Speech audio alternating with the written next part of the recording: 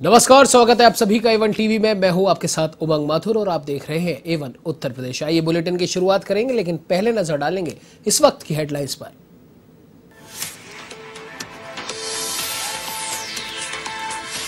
चर्चा में है मोदी योगी की जुगलबंदी। योगी के कंधे पर हाथ रखकर प्रधानमंत्री मोदी ने उत्तर प्रदेश के राजभवन के गलियारों में की चहलकदमी। चुनावी रणनीति पर हुई बात।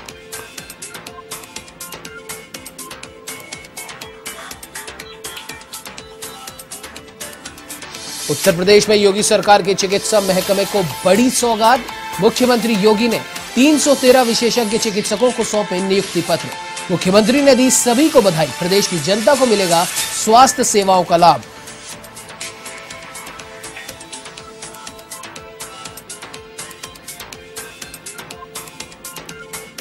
केंद्रीय गृह राज्य मंत्री स्वामी चिन्मयानंद ने किया कंगना के बयान का समर्थन। कहा, सही मायने में 2014 के बाद ही मिली असली आजादी।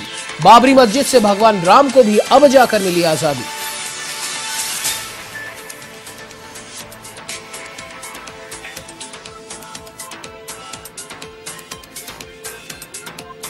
सुभाषपा अध्यक्ष ओम प्रकाश राजभर ने बीजेपी और आरएसएस पर किया पलटवार। वीर सावरकर को महापुरुष मानने से किया इनकार। नागपुर को बताया झूठ बोलने का ट्रेनिंग सेंटर।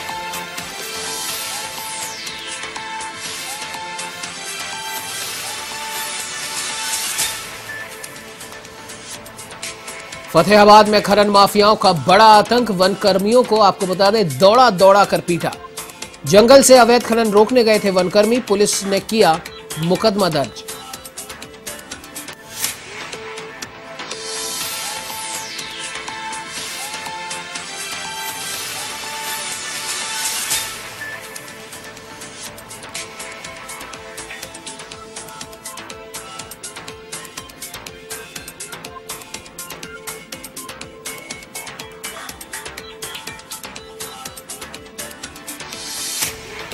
ये बुलेटिन की शुरुआत करते हैं विस्तार से। आपको बता दें कि उत्तर प्रदेश समेत देश के सियासी गलियारों में इस समय एक ही तस्वीर चर्चा का विषय बनी हुई है।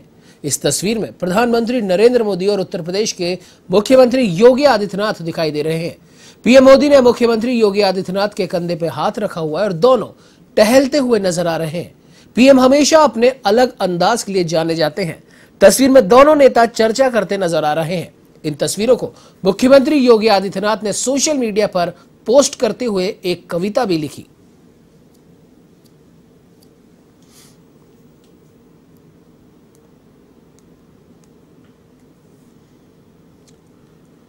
तो ये मुख्यमंत्री योगी आदित्यनाथ ने राजधानी लखनऊ स्थित लोक भवन में, आपको जानकारी के लिए बता दें कि 310 विशेषज्ञ चिकित्सकों को नियुक्ति पत्र सौंपे। साथ ही 15 जिलों में BSL-2 लैब का लोकार्पण किया। इस मौके पर मुख्यमंत्री ने चिकित्सकों से कहा कि जिनको जहां भी तैनाती मिली है वो उस अस्पताल में किसी व्यक्ति को निराश न करें। मरीज को सीमित संख्या में न देखें। हर मरीज को देखकर उसकी बीमारी का इलाज करके अनुभव हासिल करें, उसका रिसर्च पेपर तैयार करें। मुख्यमंत्री ने कहा कि आप सबको एक बहुत बड़ी जिम्मेदारी सौंपी जा रही है और इसीलिए बेहतर परिणाम भी आप ही को देना होगा। मुख्यमंत्री ने कहा कि प्रदेश में 16 नए मेडिकल कॉलेज खुल रहे हैं। नेशनल मेडिकल कमीशन ने सहमति जताई है कि स्पेशलिस्ट डॉक्टरों की जो नियुक्ति हो रही है उन्हें इन नए मेडिकल कॉलेजों में फैकल्टी के रूप में नामित किया जा सकेगा।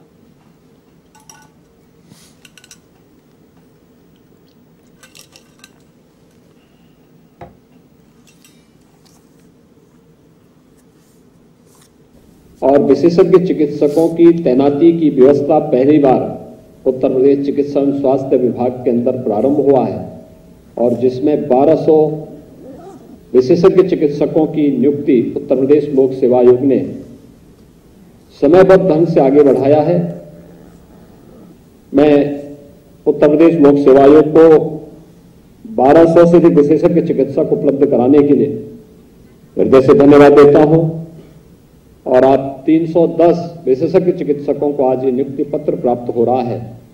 मैं इसके लिए हृदय से आप सभी को बधाई देता हूं, आपका अभिनंदन करता हूं। एक बहुत बड़ी जिम्मेदारी है आप सबके ऊपर। मेरा ये मानना है कि चिकित्सक के प्रति एक सामान्य नागरिक के मन में एक बड़ा सम्मान का भाव है, लेकिन पिछले कुछ समय से इस भावना का ह्रास भी हुआ है, क्योंकि व्यक्ति जब अधिकाधिक व्यावसायिक बुद्धि का से काम करने लगता है तो वह समाज और आम जन की भावनाओं का और उनका समर्थन एक प्रकार से खोता हुआ दिखाई देता है। तो मैं आपको बता दें, खबर उत्तर प्रदेश के बलिया से है, जहां सुभाषपा अध्यक्ष ओम प्रकाश राजभर ने बीजेपी और आरएसएस पर आरोप लगाते हुए वीर सावरकर को महापुरुष मानने से इनकार कर दिया है।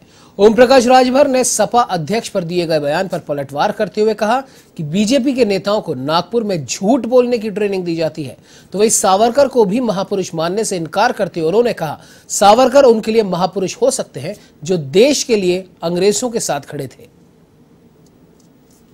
सावरकर के बच्चे हैं ना, हमेशा माफी मांगते हैं। जब भी लोग देखे हैं तो हमेशा माफी मांगने का काम किए हैं।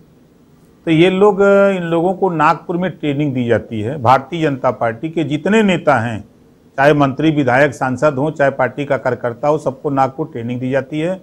झूठ बोलो, झूठ बोलो, जोर से बोलो, जितना बोलते बने बोलो। तो ये सब झूठ बोलने की ट्रेनिंग लिए हैं। ये हमेशा झूठ बोल करके, इनसे पूछिए, आप कभी मिल जाए तो इनसे पूछिए कि महंगाई आज गैस सिलेंडर 400 से बढ़ा के 1000 हुआ है, इस पे आप क्यों नहीं कम करते हो? सरकार डबल इंजन की तेरी है। 50 रुपए सरसों का तेल बढ़ा के 200 किया, क्या आप उसको कम कर सकते हो? आप इनसे सामाजिक न्याय समिति की रिपोर्ट पर पूछिए। आज भी आप मंत्री हो, 2 साल 11 महीने से सामाजिक न्याय समिति की रिपोर्ट राघवेंद्र सिंह के नेतृत्व में मुख्यमंत्री ने बनाया। चलिए आपको लिए चलते हैं उत्तर प्रदेश के गोरखपुर, जहां पर मुख्यमंत्री योगी आदित्यनाथ प्रधानमंत्री आवास योजना के अंतर्गत करीब 1400 लोगों को प्रतीकात्मक चाबी प्रदान करेंगे। वहीं गोरखपुर से सांसद रवि किशन भी वहां मौजूद हैं। तो बहुत दूर की बात थी, कोई देखता भी नहीं है जब आप मिट्टी के मकान में रहते हो, आपके घर कोई पानी पीने भी नहीं आता। मैंने वो दुख देखा है, मैं वो दर्द से वाकिफ हूं, तो मैं महसूस कर सकता हूं कि आज आप लोग कितने प्रसन्न होंगे, आज आप लोग की अंतरात्मा कितनी प्रसन्न होगी कि मात्र 2 लाख रुपया में दे के एक फ्लैट में जा रहे हो जहां पे वाईफाई भी होगा, जीवन होगा, और आप लोगों के बाल गोपाल, आप लोगों के बच्चे एक नए जीवन की ओर जाएंगे, पढ़ेंगे, हेल्दी बच्चे होंगे, हेल्दी लाइफ होगी, अच्छे लोगों के साथ बैठेंगे तो बोलेंगे हम लोग भी फ्लैट में रहते हैं, हम लोग के पास भी एक पक्का मकान है। ये सपना हमारे यशस्वी प्रधानमंत्री नरेंद्र मोदी जी ने देखा है समस्त भारत के लिए, समस्त गरीबों के लिए, हर वर्ग के लिए, हर जात के लिए, हर जात। हमारे मंच पर हैं सीताराम जायसवाल जी महापौर, जो आज बहुत प्रसन्न हैं, पता नहीं क्यों लेकिन बहुत ज़्यादा प्रसन्न हैं। श्रीमती साधना सिंह जी माननीय जिला पंचायत अध्यक्ष, श्री जयप्रकाश निषाद जी माननीय सांसद राज्यसभा, डॉक्टर धर्मेंद्र सिंह जी क्षेत्रीय अध्यक्ष भाजपा, डॉक्टर राधा मोहन दास अग्रवाल जी माननीय विधायक सदर, श्री फतेह बहादुर सिंह जी माननीय विधायक गंभीरगंज, श्री विपिन सिंह जी, श्री महेंद्र पाल सिंह जी माननीय विधायक पिपराइच, श्री शीतल पांडे जी माननीय विधायक सजनवा, श्री युधिष्ठिर सिंह जी जिला अध्यक्ष भाजपा, श्री राजेश कुमार गुप्ता जी महानगर अध्यक्ष भाजपा, श्री राधेश्याम श्रीवास्तव जी बोर्ड सदस्य।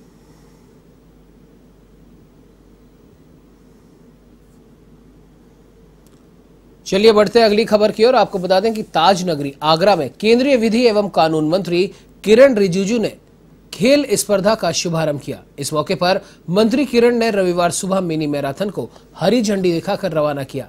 इस मैराथन में भाग लेने के लिए शहर के हर वर्ग से जुड़े लोग पहुंचे। मिनी मैराथन दौड़ सदर स्थित एकलव्य स्टेडियम में समाप्त हुई। सांस्कृतिक कार्यक्रमों के साथ मैराथन में प्रथम, द्वितीय और तृतीय आने वाले धावकों के अलावा सांसद खेल स्पर्धा के तहत विभिन्न प्रतियोगिताओं में जीतने वाले प्रतिभागियों को पुरस्कृत किया गया। आपको बता दें कि केंद्रीय कानून मंत्री किरण रिजिजू ने सांसद खेल स्पर्धा का आज शुभारंभ भी किया। उन्होंने प्रतिभागियों को संबोधित करते हुए उत्साहवर्धन उनका बढ़ाया और इस दौरान आगरा कॉलेज ग्राउंड में हजारों की संख्या में लोगों की भीड़ भी देखने को मिली।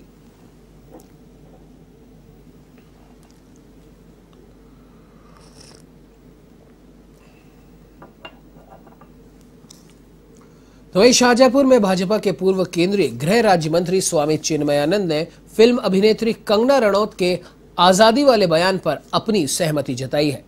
चिन्मयानंद ने कहा कि जो भी कंगना ने कहा वो बिल्कुल सही कहा। असलियत में आजादी 2014 के बाद ही तो मिली है। भगवान श्री राम को भी आजादी 2014 के बाद ही मिली। कांग्रेस नेता सलमान खुर्शीद की किताब के बारे में पूछने पर उन्होंने कहा कि संत समाज ऐसे नेताओं पर थूकता है, ऐसी किताबों को बैन कर देना चाहिए। मोदी के किसान बिल वापसी पर उन्होंने कहा कि आजाद भारत में पहली बार ऐसा हुआ कि संसद में बनाए गए कानून को किसानों की मांग को ध्यान में रखते हुए वापस लिया गया।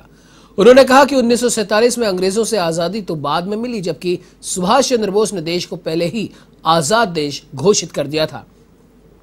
उन्होंने कहा कि भगवान श्री राम को खंडहर और बाबरी मस्जिद से आजादी भी 2014 के बाद ही मिली है। साथ ही माया, मुलायम और कांग्रेस की बाबरी मस्जिद से राम को आजादी 2014 के बाद मिली।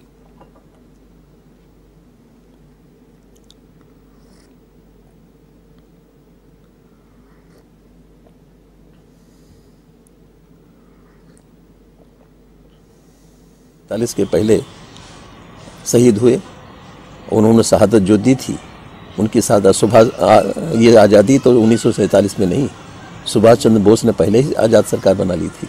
आपको मालूम है? नहीं मालूम है? आज़ाद सरकार तो उन्होंने पहले बना ली थी।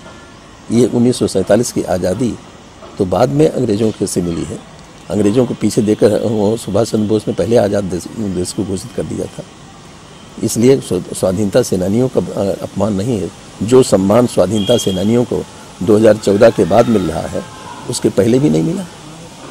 आप बताइए, यहीं नवादा दरोबस्त जहाँ रोशन सिंह पैदा हुए थे, 2014 के पहले कोई पूछने गया वहाँ? कोई झांकने गया वहाँ? उस शहीद को 2 फूल चढ़ाने कोई गया? 2014 के बाद ही वहाँ उनके नाम पर government college, degree college, government inter college, government hospital, ये सब 2014 के बाद ही तो बना। 2014 के बाद नवादा दरोबस्त को इस देश की आज़ाद सरकार स्वाधीनता सेनानी को सम्मान करने क्यों नहीं गई? तो उत्तर प्रदेश के अमरोहा के गजरौला पहुंचे कांग्रेस प्रदेश महासचिव। आपको जानकारी के लिए बता दें कि सचिन चौधरी ने एक प्रेस वार्ता की, जिसमें उन्होंने प्रधानमंत्री नरेंद्र मोदी के कृषि कानूनों को वापस लिए जाने के ऐलान को राजनीतिक स्टंट बताया। उन्होंने कहा कि ये कानून राहुल गांधी की वजह से वापस लिए गए हैं, क्योंकि राहुल गांधी ने इसके लिए बड़े पैमाने पर आंदोलन चलाया था। उन्होंने कहा कि अभी भी जो किसान इस आंदोलन में अपनी जान गंवा चुके हैं, उनको इंसाफ मिलना बाकी है और इस पूरे मामले की उन्होंने एक बड़ी जांच एजेंसी से जांच कराने की भी मांग की। रोंद रहे हैं। लखीमपुर की घटना आप देख लीजिए, आप जो गाजीपुर बॉर्डर है उस दिन की घटना देख लीजिए, जिस दिन टिकैत साहब रोए थे। आप लोग क्या मैसेज देना चाह रहे हैं? सरकार क्या मैसेज देना चाह रही थी कि हम जो कर दिया फाइनल है? देखिए, ये हिटलर का देश नहीं है नरेंद्र मोदी जी, ये भारत है। यहाँ पे आप सांसें लेने को तरक्की नहीं कह सकते। अगर आप जिंदा हैं, आप कोरोना से बच गए, तो आप समझ लीजिए तरक्की हो गई। ये वो देश नहीं है, ये पाकिस्तान नहीं है, ये हिंदुस्तान है और यहाँ सब लोग इकट्ठे रहते हैं।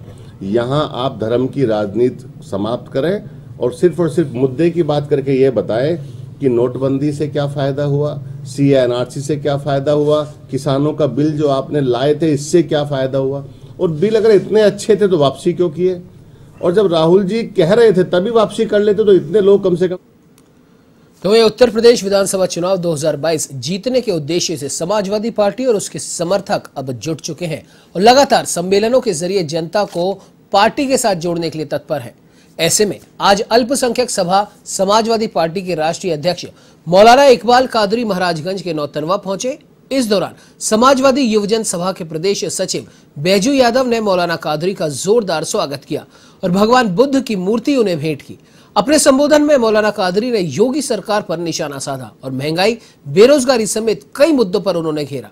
उन्होंने कहा कि एक बार फिर से उत्तर प्रदेश की जनता अखिलेश यादव को मुख्यमंत्री के रूप में देखना चाह रही है।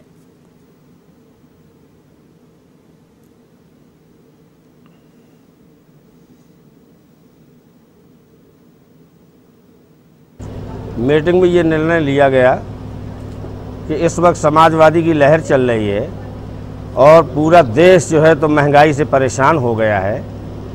छोटा हो, गरीब हो, अमीर हो, कोई रोज़गार नहीं, कोई धंधा नहीं, पढ़े लिखे लड़कों को नौकरी नहीं मिल रही है।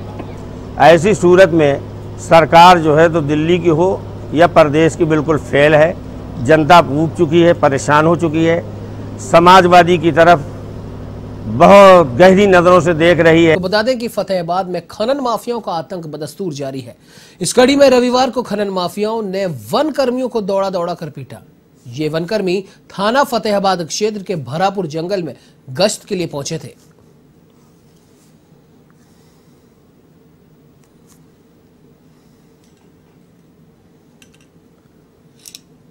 मामला ये था कि जिस तरह से लगातार प्रत्येक दिन गश्त किया जा रहा है विभाग के द्वारा, यहाँ पर शिकायतें मिलती हैं खनन की।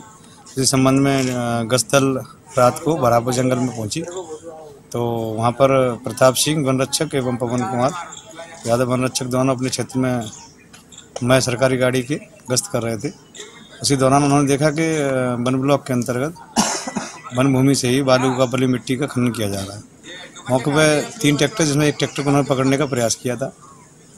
उसी प्रयास में विजेंद्र सिंह, पुत्र अमर सिंह, छोटा पुत्र अमर सिंह और उनके अन्य भाईगण सब लोग वहाँ मौके पर पूरे परिवार सहित औरतें काफ़ी लोग इकट्ठे होकर के इनका घेराव किया, इसमें इन पर हमला किया। खबरों में आगे बढ़ेंगे, लेकिन आइए उससे पहले आपको सीधे लिए चलते हैं गोरखपुर, जहां पर प्रधानमंत्री आवास योजना के अंतर्गत हो रहे एक आयोजन में मुख्यमंत्री योगी आदित्यनाथ अपना संबोधन दे रहे हैं। लेकिन गांव की, गरीब की, नौजवान की, महिलाओं के बारे में विकास की कोई सोच हो, यह नहीं देखने को मिलता था। योजनाएं पहले भी बनती थी, लेकिन योजनाओं का आधार कोई व्यक्ति विशेष होता था, कहीं जाति विशेष हो जाती थी। देश आभारी है प्रधानमंत्री मोदी जी का, जिन्होंने सबका साथ, सबके विकास का मंत्र पूरे देश को दिया और आज उसके अनुरूप योजनाएं बना करके उन योजनाओं का लाभ समाज के प्रत्येक तबके को मिल रहा है। क्या गांव को, क्या गरीब को, क्या किसान को, क्या नौजवान को, क्या महिलाओं को, यानी समाज का हर तबका उससे लाभान्वित हो रहा है। प्रधानमंत्री आवास योजना, अब तक हम लोग प्रदेश में 43 लाख परिवारों को एक आवास उपलब्ध करा चुके हैं। भाइयों बहनों, यह आवास पहले भी प्राप्त हो सकता था। प्रदेश में आजादी के बाद सर्वाधिक समय तक कांग्रेस को शासन करने का अवसर प्राप्त हुआ था। 4 बार समाजवादी पार्टी को प्रदेश के अंदर शासन करने का अवसर प्राप्त हुआ था। 3 बार बहुजन समाजवादी पार्टी को भी शासन करने का अवसर प्राप्त हुआ था। तब तो योजनाओं का लाभ किसी गरीब को नहीं मिल पाता था। तब तो चेहरा देख करके कुछ चुनिंदे लोगों को लाभ देकर के बाकी ये मान लिया जाता था कि बाकी और लोगों ने प्राप्त कर लिया है।